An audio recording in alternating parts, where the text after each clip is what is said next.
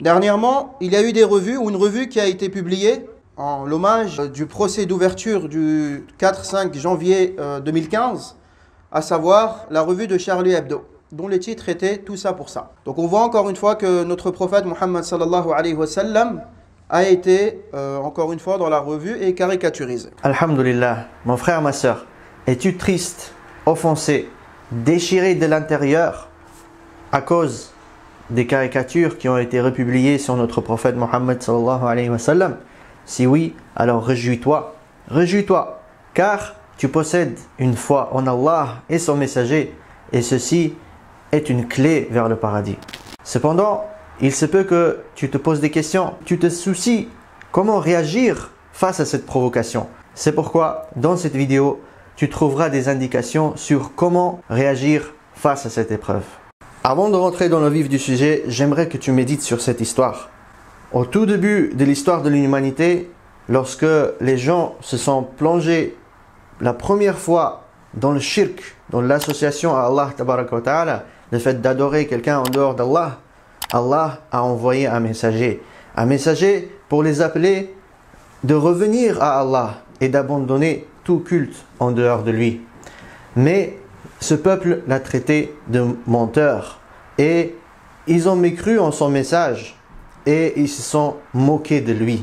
Et ils ont instauré pour la première fois de l'histoire de l'humanité cette tradition satanique qui est le fait de se moquer des prophètes. En effet, il n'y a pas un prophète ou un messager qui ne s'est pas fait insulter. Et dans toute la globalité, que ce soit le prophèt Shu'aib, quand ils ont dit on ne comprend que très peu de ce que tu dis, alors que Shu'aib, subhanallah, Allah, il lui a donné une allocution extraordinaire. Lorsqu'il parlait, il se faisait comprendre par tout le monde, de celui qui est cultivé à celui qui ne l'est pas. Et donc Shu'aib jouissait justement de cette faculté, de cette donation de la part d'Allah Azza wa Jal. Et d'autres prophètes encore, Nuh alayhi salam, ou encore d'autres messagers qui sont venus par la suite. Et notre prophète Muhammad sallallahu alayhi wa sallam n'avait pas tardé de faire ce qu'on appelle les frais de justement ces accusations mensongères. Donc ceci est une coutume satanique, bien évidemment, qui remonte depuis l'époque des premiers prophètes et messagers. Le prophète sallam nous a annoncé les couleurs. Il a dit que vous allez être persécutés. Lui-même, même après sa mort, on ne le laisse pas tranquille. Alayhi salatu wassalam.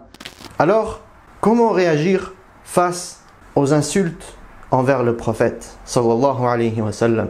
Certains musulmans se font tromper par des groupes extrémistes qui prêchent la violence en citant des textes hors contexte et qui ne prennent pas en considération notre contexte actuel en tant que musulmans en France. D'autres vont dans l'autre extrême. Ils louent les dessinateurs qui ont insulté notre prophète sallallahu alayhi wa sallam. Qu'Allah nous en préserve. Je pense que la meilleure réponse à cette question, c'est le comportement même du prophète alayhi salatu wa sallam. On rapporte où un homme, il a dit, j'ai vu le prophète sallallahu alayhi wa sallam en période de paganisme dire aux gens, dites la ilaha illallah. Il n'est de Dieu si ce n'est Allah tabaraka wa ta'ala. Vous connaîtrez le succès. Qulu la ilaha illallah tuflihu. Des gens lui crachèrent au visage. D'autres lui jetèrent de la terre et d'autres l'insultèrent jusqu'à l'heure du midi. C'est alors qu'une femme vint à lui avec de l'eau. Il se lava le visage et les mains et dit, ma fille, ne t'inquiète pas pour ton père. C'était sa fille Zaynab, radiyallahu anha. Lorsque le prophète sallallahu alayhi wa sallam s'est dirigé vers Taïf, qui est une petite ville à côté de la Mecque, il a prêché les gens à l'islam. Mais les notables parmi eux n'ont pas accepté son message.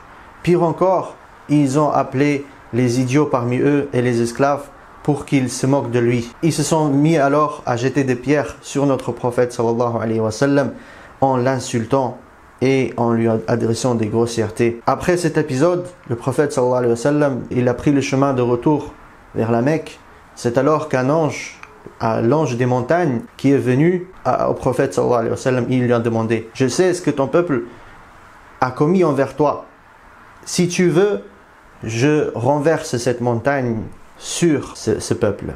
Mais le prophète sallallahu alayhi wa sallam, qui est une miséricorde pour l'humanité, il a dit, j'espère qu'Allah sortira de leur progéniture des gens qui vont adorer Allah sans rien lui associer. Dans cette histoire, il y a plusieurs enseignements à retenir. Premièrement, la souffrance que le prophète sallallahu alayhi wa sallam a endurée pour nous transmettre la religion d'Allah, pour nous transmettre l'islam. C'est pour cela qu'on doit le vénérer énormément et qu'on lui doit tout notre respect. Le prophète sallallahu alayhi wa sallam est sacré pour les musulmans. C'est pour cela qu'il est inadmissible qu'un musulman défend ceux qui font les caricatures. Parce que c'est le meilleur des hommes.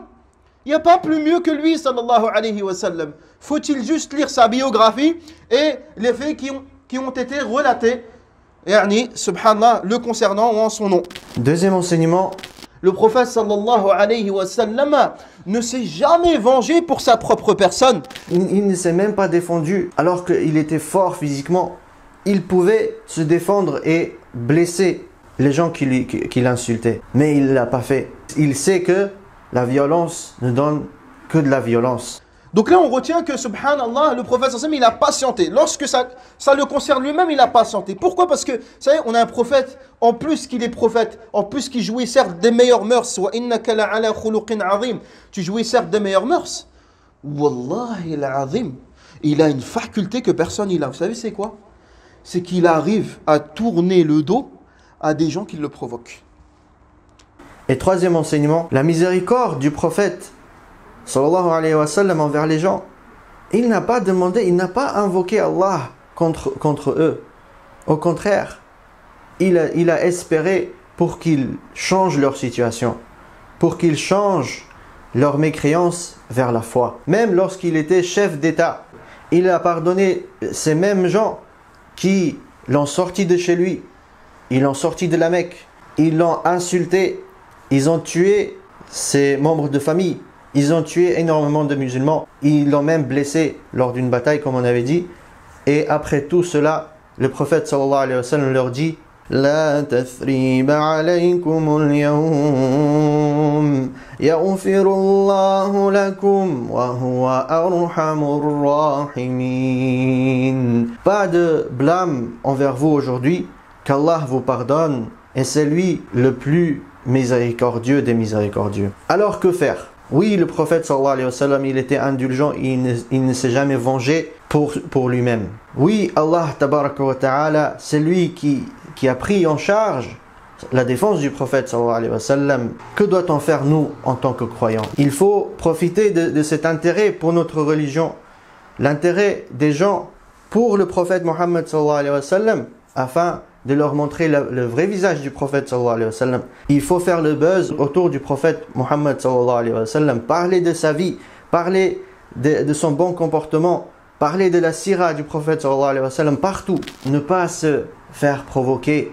C'est une provocation. Et s'il avait été présent, wallah, il n'aurait que faire de ce qui se passe aujourd'hui par rapport à son nom, parce qu'il sait que le plus important, c'est de faire de l'ombre. Parce qu'il sait que le plus important, c'est de préserver l'emblème de l'islam, avec les valeurs de l'islam, tout en convainquant le maximum de personnes à cette vérité qui n'existe de Dieu qu'Allah Azza wa Jalla. Il faut à tout prix éviter de caricaturer le prophète sallallahu alayhi wa sallam par notre comportement à nous. Tu t'appelles Ahmed, tu t'appelles Mohammed, et tu te comportes d'une façon qui est la pire au monde. N'es-tu pas d'une certaine façon en train de caricaturer le prophète sallallahu alayhi wa sallam?